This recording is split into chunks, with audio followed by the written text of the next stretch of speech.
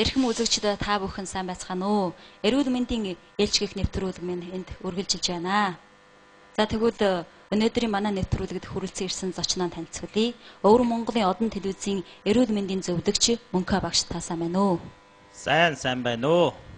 За. Манай өвчнөө Монгол сургуулийн Нарангаа багш бас манай нэвтрүүлэгт хүрэлцэн ирсэн байна. Та сайн байна уу? Сайн байна уу? За өөрөө эрүүл мэндийн бодос зарж байгаа Мөнх Чаргалбай та сайн уу? Сайн байна уу?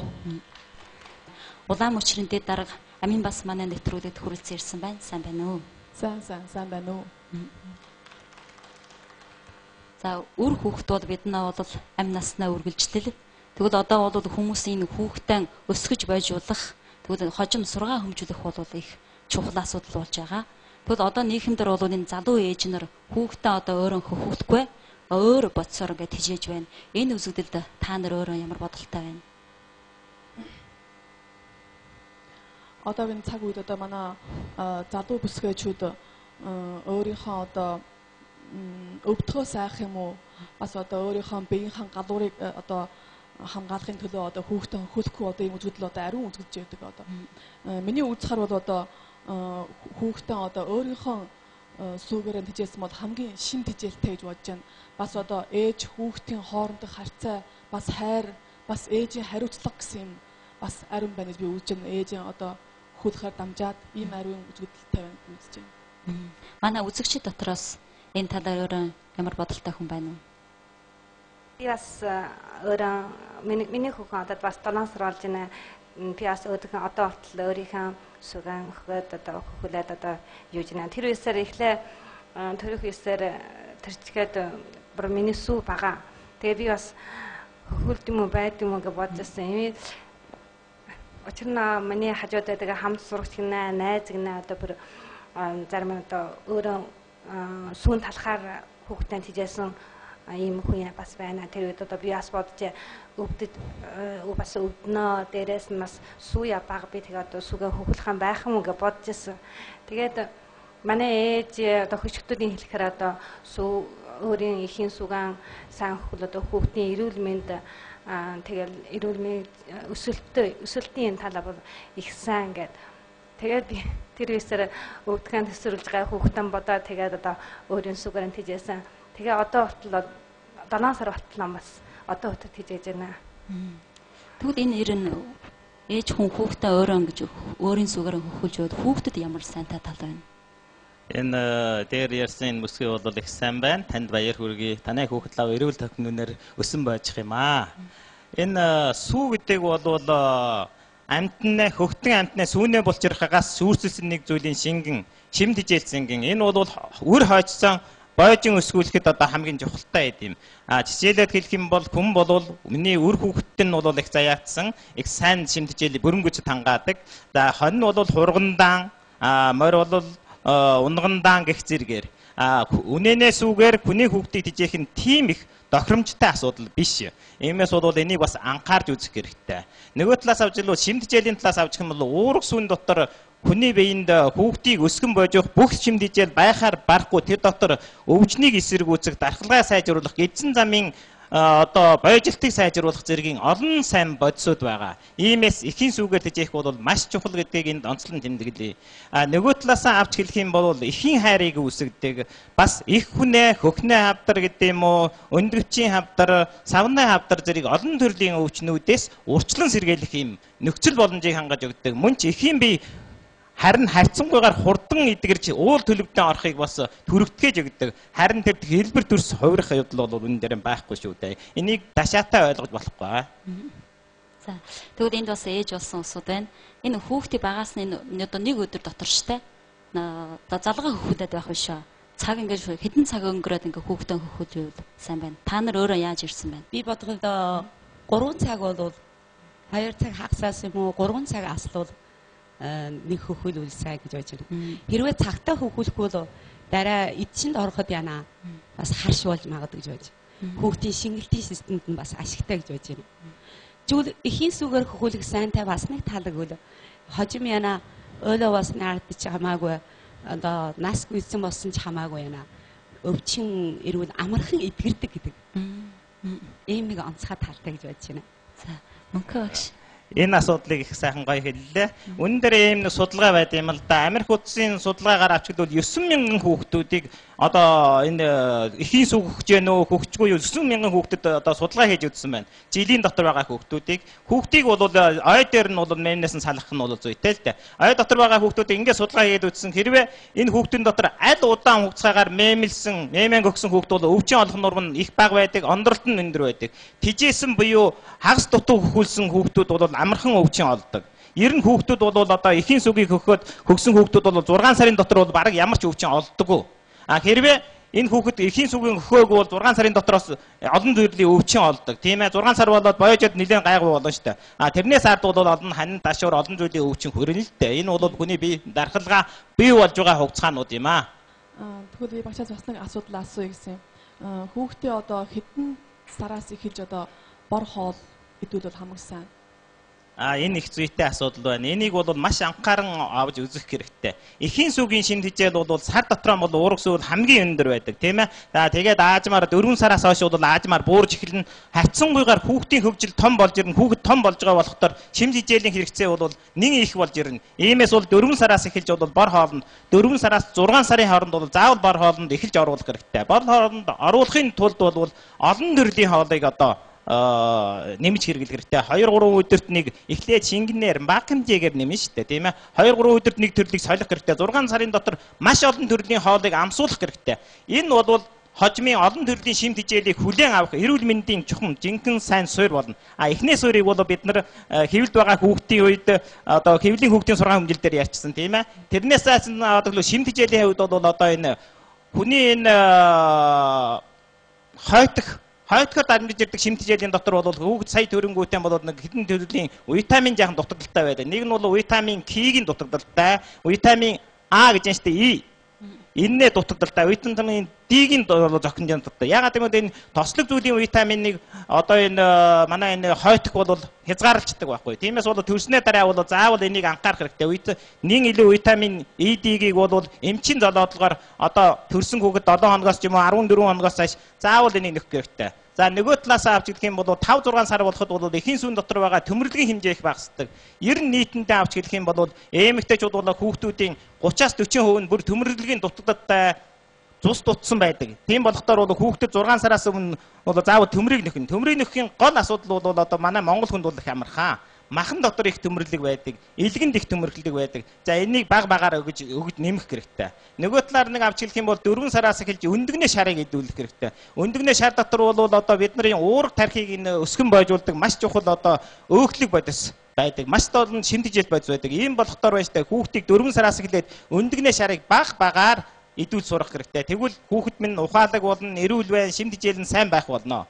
Харин өндөгнөө цагааныг бол ийм эрт идүүл болохгүй 8 сараас хойш идүүлэх хэрэгтэй. Тэгээд ерөнхийдөө бол 7-8 сар хүрээд ирэхдээ чинь бантан зутмтгүй юм болоод одоо яхан өтгөрүүл болно. Тэгээд 10 сар болоод ирэхдээ бүр хагас юм гурил идж болно. 11-2 сартай хүүхэд бол ер нь том хүний хоолуудыг бүгдийг идж болно. Шимт хичээл гэдэг эдемийг бол хамгийн гол нь олон төрлийг идчихэв мэн сая хүний бүрэн гүйцэд шимт хичээл авна. Энэ бол бидний одоо эрүүл хүүхдийг өсгөн бойжуулахын зангилга үүнийг заавал анхаарах хэрэгтэй.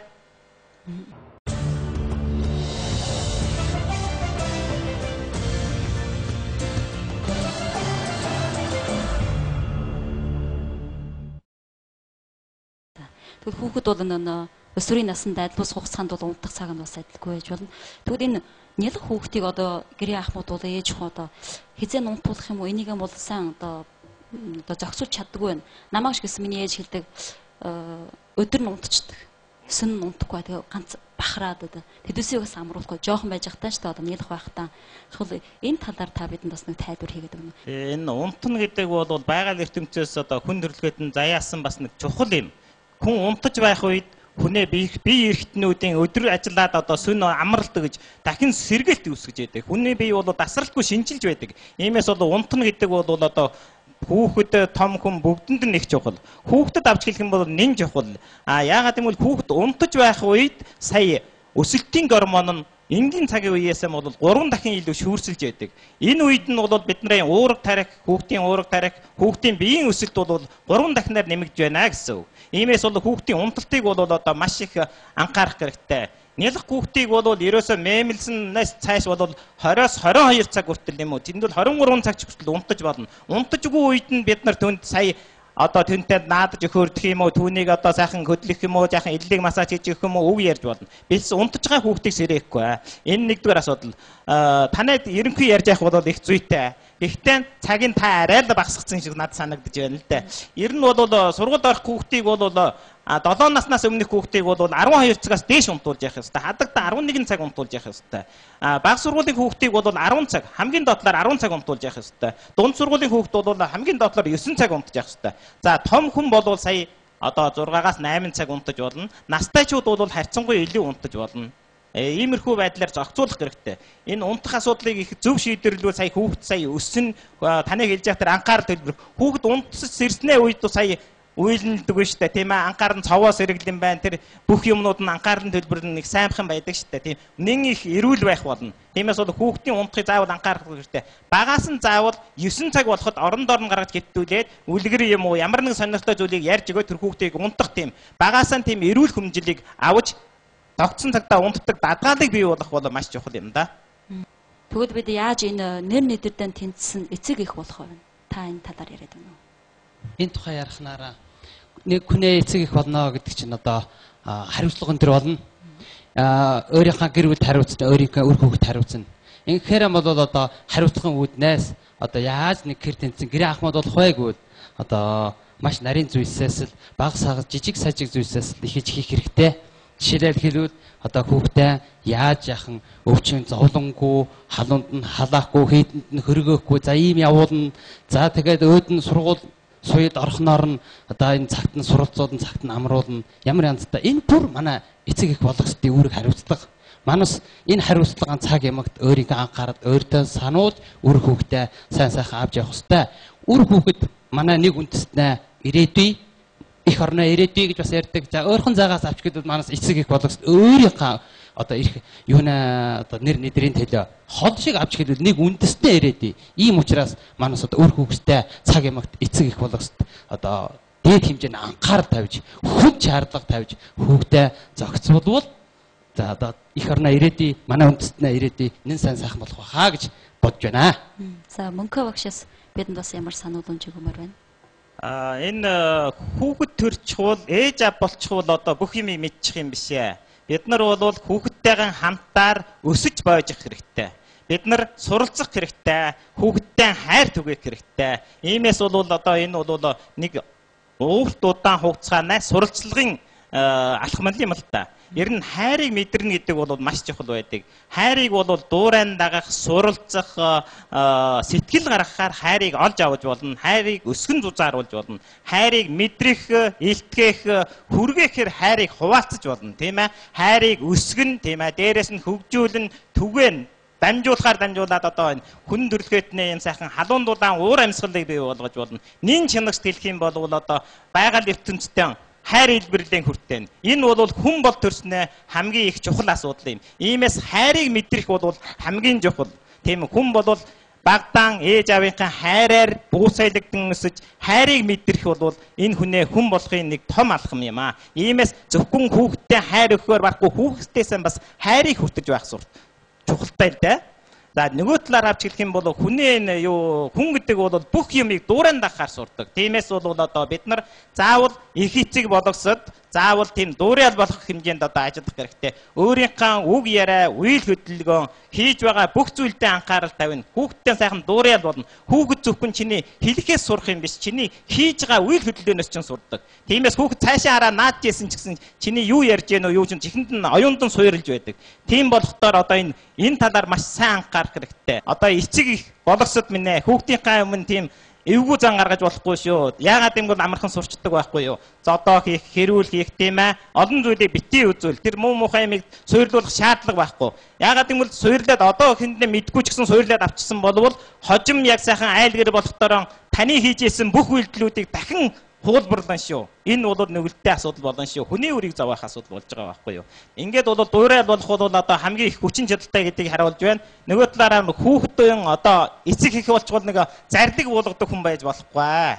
Их эцгийнхаа тэр өндөр байр суурин дээрээс бууж ирэх хэрэгтэй. Хүүхдтэйгээ найз нөхд бололцох хэрэгтэй. Хүүхэд ч юм юу бодож гэнэ үү, юу хүсэж гэнэ үү, тэрийг бид нар ойлгож авах хэрэгтэй. Тэгвэл бидний хайр, сургаан хүмжил сая хэрэг төрөн бидний хийж байгаа үйлс гэх юм уу, бид нар нэг айл гэр гэж юм бол их том үйлс. Энэ үйлсийг бүтээн байгуулж энэ үйлсийг авч явна гэдэг бол тийм амархан юм биш. Тэгэхээр заавал нэг юм бол дасралтгүй өөрийнхөө гэр бүл өөрийгөө дасралтгүй төгөлдржүүлэх юм бол бидний ирээдүйн сайхан байх болно. Тэгвэл энэ хүүхдийн өсөлт ажилтны жим хуудыг хүндэтгэхэд бол та юу гэж үзэж байна? Энэ бол амьд бодис бол нэг өөрийн гэсэн тийм жим хуйлтай байдаг шүү дээ. За жишээлбэл одоо жан хүүхдээр бодоод үзэхэд эхлээд төрснөхийн ард бол энэ одоо бие болсон цагаас 6 нас хүртэл бол оюун тархи нь бол дээд зэрэг нэгдүгээр удааны өсрөнгийн хөгжилт гэдэг. Хоёрдугаарт нь бол 6-аас 12 нас хүртэл бол нэг тавтангүй хөгжил гэж байгаа юм. 11-ээс 16 хүрэх бол одоо бас нэг өндөр хөгжилт. За энэ өндөр хөгжилтийн үед бол бас олон зүйлийн тийм хувирлууд үүснэ л дээ. Ийм болохоор бол хүүхдийг бол одоо яа жишээлбэл одоо хүүхдүүд ингэдэг штэ. Жаахан хүүхдүүдийг авч хэлэхэд эхлээд бол хөөрхилсэн нэрээр хэлж сураа. Дараад нь одоо сая өөрийнхөө жинхэнэ нэрээр хэлдэг, тийм ээ. Эхлээд үгүй гэж хэлээд сүүлд нь заа гэж хэлдэг, тийм ээ. Эхлээд харамлалт сурсныхаа ард сая түнтэй хуваацаж сурдаг, тийм ээ. Өмнө хойноо мэдснээ ард сая дээр дороо мэдэх юм уу? Иймэрхүү жим хуйлууд байгаа. Энэ жим хуйлуудыг маш сайнаар хүндэх хэрэгтэй. Жишээлбэл одоо хүүхдүүд хөлд орох юм уу, юу яах, одоо мөлхөх. Энийг бол заавал дэмнэж өгөх хэрэгтэй, тийм ээ. Гэвч бол албан шаардлагаар хийлгэж болохгүй. Гих зэргийн олон асуудлууд байгаа. Гэвч бол бидний энэ дотор байгаа хамгийн чухал асуудал бол оюунаас сэрээлт. Хүн яагаад оюун ийм ухаалаг амтныг бол энэ хүний ухаалагийг бол заавал сэрээх чухалтай. Сэрэхгүй бол ерөөсөө хүнд ийм ухаан байхгүй болчихно. Иймээс бол бид нар бол хүүхдийг оюун тархинд нь одоо сэтэлдэг гэж олон тайван сэтэлдэг гэж энэ сэрээх бол маш чухал асуудал. Манай монголчууд бол энэ сэрээх асуудлууд эхлээд байдаг штэ. За хүүхдүүдийн дээр нэг юм нэг үнэгчлэн гэдэг юм уйдсан байдаг штэ. Тэр чинь бол бас нэг зүйлийн сэрэхтийн асуудал, тийм ээ. Одоо хүүхдүүд чинь багтаа ингээд гарлуугаа амдаа ингээд гараа ачраад ингээд гараан гөхдөг. Одоо сүүлийн үе чинь бахар бузар гэдэг гарын навчаад бүтүүлээд өгч чинь штэ. Энэ бол зохисгүй үйл ажиллагаанууд. Ягаад гэвэл тэр гараараа амаараа ертөнцийг таньж яан гараа мэдэрч байгаа байхгүй. Иймээс ийм ажлуудыг хийхгүй. Харин хүүхдүүдийг хамгийн гол нь бол штэ. Их олон зүйлийн байгаль орчиндоор очуулна, дуу, чимээ сонсуулна, тэр мал, адуу бүх төр нь дэлхийн ертөнцийн төмөн бодистой ойртуулна, тийм ээ, бичиг ном үзүүлнэ, тэгвэл одоо олон газар дагуулж явна, юм үзүүлнэ, олон мэрэгдийн сургаалыг сонсуулна, өөрийнх нь өнгөрөлтийг одоо бас олжруулах хэрэгтэй. Өөрийнхөө ажлыг өөрөө хий. Тэр чинь зарим юмдаар бүдэрж байна, тийм ээ, нуглаж байна. Ингэсээр байгаад өөрийнх нь тэр орон зай, өөрийнх нь өнгөрөлт ингээд бол олон зүйлийн мэдлэгүүд нь бол бидний уурга тархинаа төвд далд оюун мэдрэлийн төвд очиж хадгалагдана. Энэ хадгалагдсан суурин дээр бол энд юу үүснэ гэвэл бидний оюуны ард талын түшиг тулгуур болсон мэдлэгийн гэрэлт хүрээгээ юм үүснэ. Энэ мэдлэгийн гэрэлт хүрээ гэдэг бол таны өнгөрүүлсэн, таны сурсан бүх юмнаас одоо үүснэ. Мөн өөрөөр хэлбэл олон зүйлийн сайн сэтгэл зочрлоос энэ гэрэлт хүрээ бий болдог юм. Энэ гэрэлт хүрээгийг зөв сайхан бий болгож чадвал хүн сая оюун ухаан тэнцсэн ямар ч хүчээр бэрхшээл ямар ч асуудлыг даван туулах тийм сэтгэлийн тамиртай хүн болж одоо бойждаг. Ийм учраас бол одоо энэ сайн сэтгэл зочрлыг өгөх бол маш чухал юм аа. За нөгөө талаараа авчвал хүүхдүүд бол 3 наснаас нэг 4 нас болоход бол нэгдүгээр эсэргүүцлийн хугацаа гэдэг. Энэ ямар учиртай юм бол хүүхдүүд одоо ээж аваасаа тусгаар нэг бий болохыг сая ойлгож хэлдэг. Иймээс бол тэр үед бол хүүхдүүд чинь гүгд юм уу, дургуутд юм уу, ууралд юм уу ийм байна. Иймээс тэрийг бол ойлгох хэрэгтэй. Тэр үед нь сайхан гөтлөн дагуулах хэрэгтэй. За ингээд 6-аас 12 нас бол харьцангуй төвшин. Бидний ээж аавын үүрэг бол тэрийг зөв бурууг нь ялгахтан биш харин зөв тийш нь хөтлөн дагуулахтан байгаа юм. Тийм ээ.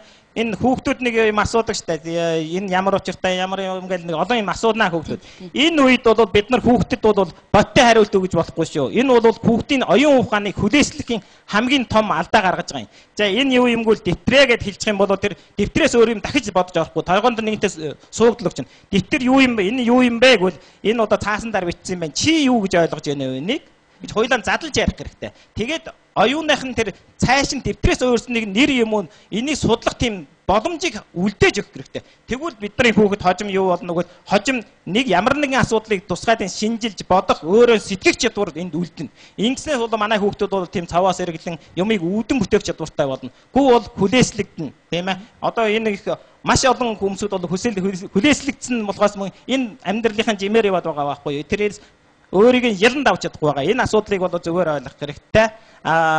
Хамгийн чухал нас бол одоо 11-аас 16 нас. Энэ үед бол 2 дугаар эсэргүүцлийн цаг үе гэдэг дунд сургуульд сууж байгаа хүүхдүүд. Энэ үед бол онцгойлон хичээх хэрэгтэй. Тэр бол яг сайхан 4 замын уулзуудаар зогсож байна. Хайшаа ч явж магадгүй. Тийм болохоор одоо энэ хүүхдүүдийг одоо маш анхааралтай явах хэрэгтэй. Тэр үед яагаад гэвэл биеийн дотор байгаа их хэмжээний гормон нин илүү одоо энэ бэлгийн гормоноос шүүрсэлт их. Тиймээс болоод одоо бие сэтгэл нь тэнцвэргүйгээс болоод маш их ууралдаг, уцаарладаг, ээж авдаа эсэргүүцэл илэрхийлдэг, болохгүй гэсэн зүйлийг заавал хийдэг.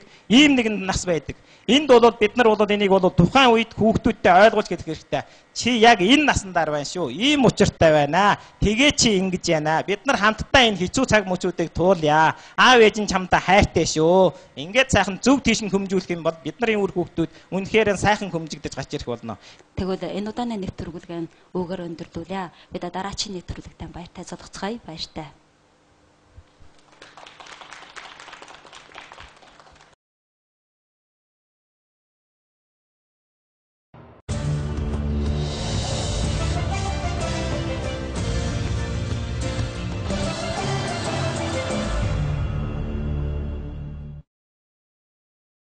Эрхэм үзэгчдээ та бүхэн сайн байцгаана уу?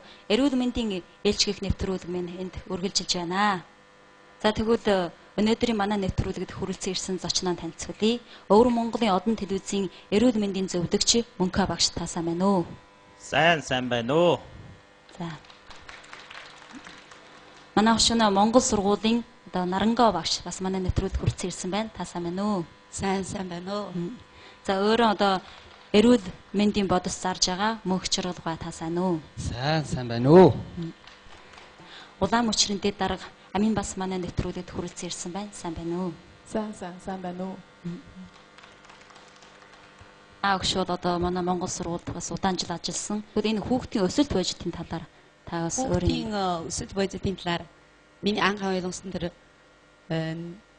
жишээлбэл 7 сар бол суулгаж өгнө. Тэгвэл 8 сар мөлхнө зарим ээж аав хийж миний хүүхэд мөлөхгүйгээр алхаа явчлаа. Тэгвэл энэ хөмжлийг сайн хийсэнгүй. Заавал хүүхдийг яг мөлхүүлэх хэрэгтэй гэж шүү. Мөлхүүлвэл одоо тэрний булчин ширүүсийн боёжилтэн сайн чигүүл яна том болсныхаа ард өчрхүү хөдлөмтгөө өвчин гэж одоо бас нэг байна. Хөдлөмтгөө гим гэж хэлж байна. Тим гимтэй болохыг яна сэргээлдэг гэж байна. Иймээс яна манай ээж аав болсон хүн хамгийн анхны одоо энэ 8 сарын үеийн мөлхөхийг бас их анхааралтай авахгүй болохгүй юм байна. Тэгвэл одоо алхахыг хэлгэнгүй хүүхдүүдэд ээж аав бүр санаа зовж байна. Анхааралтайгаар сайхан хөмжөнэ. Тэгвэл одоо халуун уустай, цахилгаантай ийм газар бол ойртуулахаас хичээнэ. Хүүхдээ яна хамгийн нэгдүгээр амар төвшин авч явахыг бол ээж аав дотроо бат бодлоготой байхгүй болохгүй. Тэгвэл дээдээ багш хэлсэн тэр шилжих нас хятадын ямрын жилээ Чинчүнчи тарж байна. 13 насаас 16 нас хүрэх. Тэгвэл энийг сэргээлэхэд одоо би болохоор одоо өөрийнхөө одоо удаан жилийн заах думд ойлгосноор бол гэрээ анхмад энэ хүүхдийн сургуульд орохдоо зэрэг цэцэрлэгээс их хийсэн ч болно. Тэг баг сургуульд орохдоо нин илүү багштай илүү хайрцаг хүүхдээ яна дуу сургана. Олон жилийн дуу хөгжим сонирхуулна. Дуулууд сургана, хөгжим бас татуул сургана. Тэгвэл яна шүлэг уянгалах одоо дуу бас тамирын хөдөлгөөнд орох, зурах. Энэ 5 зүйл бол тэр ном сурахад астаан нэг уулга болж штэ. Тэгвэл энэ 5 зүйлийг бол яна ээж аав нар бол санаачлагтайгаар хүүхдэд илүү хандна. Жишээл хүүхэд нь зураг зурж явал яна миний хүүхэд одоо ямар юм зурсан ч хамаагүй өөрийн дуртай зүйлийг нь зуруулна. Будаг тааруулна, зуруулна, бас цусны гант яриулна. Чүл зургийн багштай аваач бас үзүүлэн зургийн онцгой зураг дуртай бол зургийн ангид аваач гэсэн ч болно. Чүл наа дуу хөгжим бол нэг чухлаа.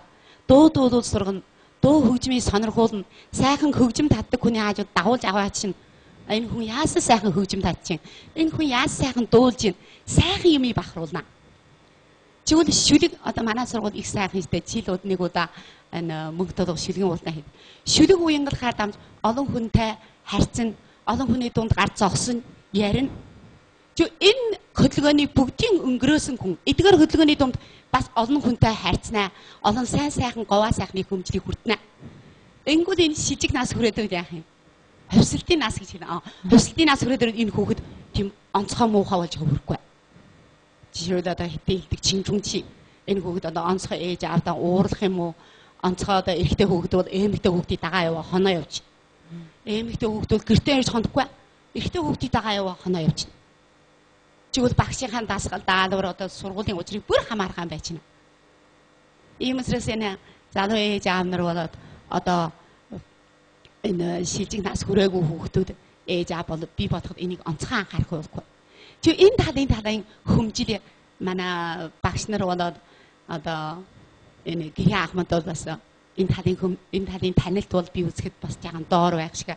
Энэ талын танилт бол харахад тэр хуваар баримжээжгүй одоо жишээл чиний хүүг шалгаа тоо зүү, хэл зүү, хятад хэл зүү. Гэвч чиний дуу шалгахгүй, тамирч шалгахгүй, зураг шалгахгүй, хөгжим шалгахгүй. Энэ шалгахгүй юм чи энэ юмыг сураа яах юм? Ийм танилт байж болохгүй.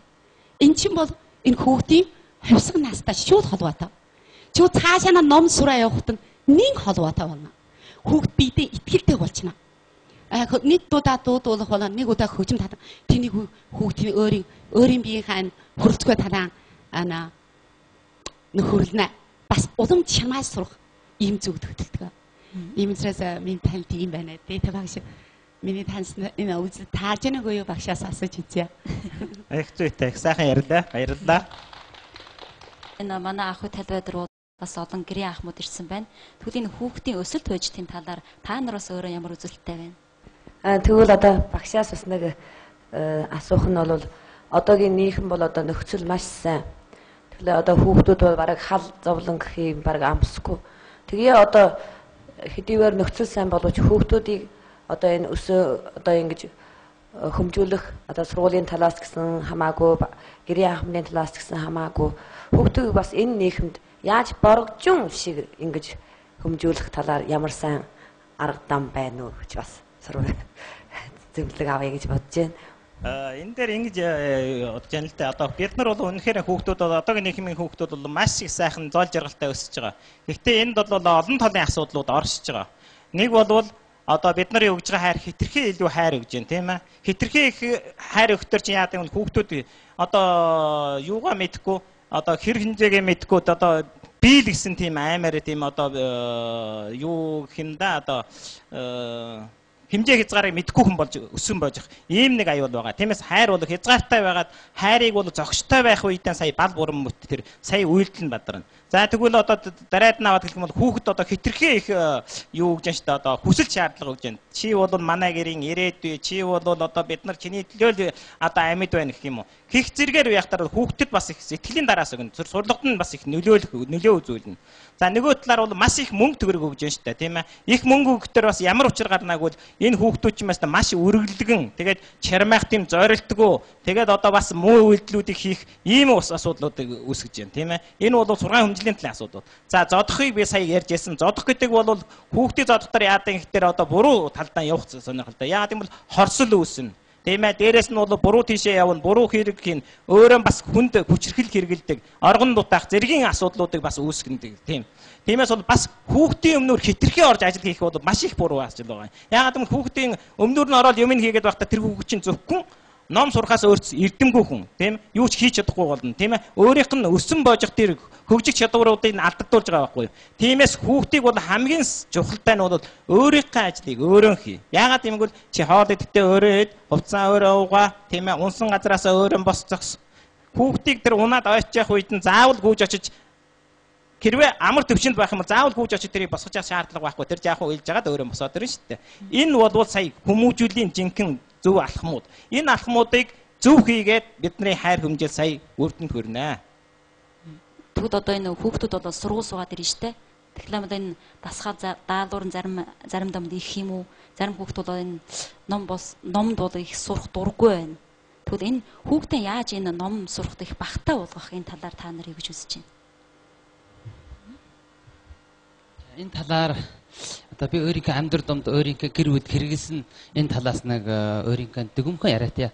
Хүүхдийн сурах уран бахын тухайд одоо олонхий гэрээ ахмуудын одоо энэ талаар очиж судалж үгүй байна. Нэг талаар бол нөгөө талаар одоо яана хүүхдийг одоо жишээлбэл ном сурах дуртай болгоход одоо миний жишээгээр бол би хүүхдийг одоо ингэдэг юмд явж байгаад харж ирэхдээ би хүүхдэд идэх юм авчирдаг уу, наадам авчирдаг уу, би ном авчирдаг. Олонхий байдлын дор би бас явах дуртай их олон газар яваад харж ирэх юм болгон түн ном авчирна. Ном авчирч хаад зурагтай ном баг байхад насанд баг байхад зурагтай ном илүү аваад хятад Монгол хамаагүй ангид байсан ч хамаагүй зурагтай ийм номуудыг авчирээд өгч чинь өөрт нь өгч чинь за аавын чинь энэ хол яваад авчирсан бидэг шүү дээ. Энэ үед хүүхэд бодно хай миний аав надад нэг сайхан аваад ирсэн нөгөө сайхан хамаагүй дээр уулгын тэр хятад ангид Монгол ямар ч хамаагүй зургийг уруулахын дунд тэр уран бах оч тэр юмыг оч сурах хайх тийм чадвар нь өдрөөс өдөр нэмэгдэнэ. За насанд жаахан ахыг дагуулаад монголоор тэр өөрөө доторх уулгуудыг үзвэл одоо гэн сайн штэ. Тэгэхээр яг мөн энүүтэй адилхан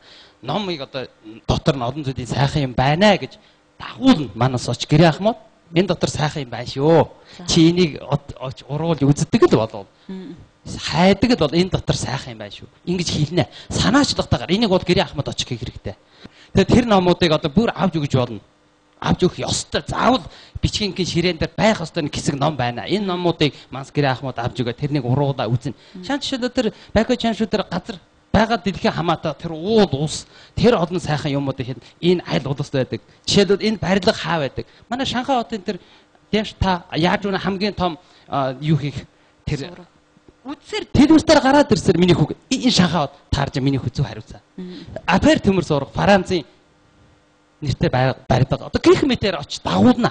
Хүүхдийг санаачлагаатаагаар очиж одоодох хэрэгтэй. Манаас зүгээр очиод өдөртөө чи 100 аваа. Чи тоо 100 ав. Чи тоо 100 ав. Энэ сургаамжуудыг арга миний бодохоор дэмий зогсгүй. Тэр одоо очиж олон талын тэр сэтгхийг нь баг багаар дайчилсаар байтал өдрийн удаанд тэр өөрөө сурах дуртай болж энэ дотор нэрээ сайхан юм байдаг гэдгийг мэддэг болчихно. Зээл дээр дагуулж явж байгаа зам дээр байгаа үсэг кат үсэг хүүхдээр оншуурна. Хайзан дээр байгаа Монгол үсэг энэ үсэг буруу байна уу зөв байна уу гэх мэтээр дагуулна. Ийм учраас одоо хүүхдийн сургаан хэмжээд олон тал дээр жаахан юм харахад одоо шат дэмий учраас хүүхдийн сургаан хэмжээд ямар ч баадаггүй учраас гэхэд одоо эдгээрийг баг багаар очих хийж чадвал асуудалгүй. Чиний хүүхэд сайн сурнаа. Манай өөр хүүхэд улам сайн маргааш нь улам сайн болно гэж би итгэж байна. За тэгвэл мөнхөө багшаас энэ хүүхдийг яаж баяртай суралцуулах сая их сайхан ярьлаа. Ер нь хүний оюун ухааны сэрэхийн хамгийн том асуудал бол юу юмгүй л түүний дур сорилтыг бий болгоно. Бага сургуульд бол онцгойлон бага сургууль хэдийн хувь авах бол ерөөсөө хамаагүй асуудал. Хамгийн гол нь үлгэр, зураг, энэ хүүхэлдэйн кино энэгээр тэр дур сонирхлыг бий болгоно. Саяхан хэлдэг ном унших бол маш сайн. Хэрвээ ном уншихаар үлгэрээ дамжаад ном уншихны сонирхолтой болчих юм бол тэр цаг мөчийг маш амархнаар өнгөрүүлж болно. Тэр уйтгаргүй байж болно. Тэр номон дотроос нэг насаараа бүтээсэн хүний эрдмийг хэдхэн хормын дотор өөрийн чадвар болгон авч чадна. Номон дотроос аалтан, мөнгө, байр, суурь бүх юм ундран гартын шүү. Энэ бүхэн чинийх минийх биш ээ. Чи их баяртай байх болно гэж ингэж ийм сургаах хэрэгтэй. Хамгийн гол нь сургаан хэмжил ном сурахыг бол аз жаргал, баяр хөөр гэж ойлгох хэрэгтэй. Хизээч зовуул зүдүүр гэж ойлгож болохгүй. Бидний дээр үеийн сургуульчин зодуураар одоо гашууныг давман сая жаргалт хүрнэ гэсэн сургаан хэмжил байдаг. Энийг хизээч хийж болохгүй. Яагаад гэвэл хүн бол заавал баяр жаргалын төлөө байдаг болохдоор хүүхдүүдийг энэ номч нь бол дандаа жаргалаа, дандаа баяр хөөртэй явуулаа гэсэн ийм ойлголтыг заавал анх алхам хүүхдийн оюун ухаанд хийж өгөх ёстой. Ингэснээр нь танай хүүхд сайн сурах болно.